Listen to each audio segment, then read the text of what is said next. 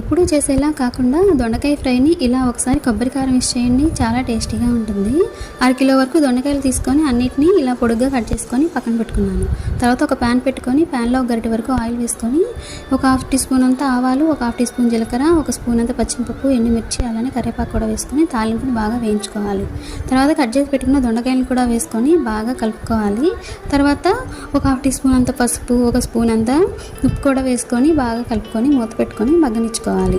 తర్వాత ఒక mixie jar పెట్టేసుకొని మిక్సీ జార్లోకి కట్ చేసి పెట్టుకున్న ఎండు కొబ్బరి ముక్కలు, అలానే కొద్దిగా చిన్నులపాయలు, ఒక 2 స్పూన్లంతా కారం, అలానే 1 స్పూన్ అంతా ధనియాల పొడి, అలానే ఉప్పు ఇందాక వేసుకున్నాం కదండి, ఇప్పుడు చూసి కొద్దిగా వేసుకోవాలి. తర్వాత వీటన్నిటిని మెత్తటి పేస్ట్ లాగా గ్రైండ్ చేసుకోవాలి. దొండకాయలు అయితే బాగా మగ్గుతున్నాయి, మధ్య మధ్యలో కలుపుకుంటూ ఉండాలి.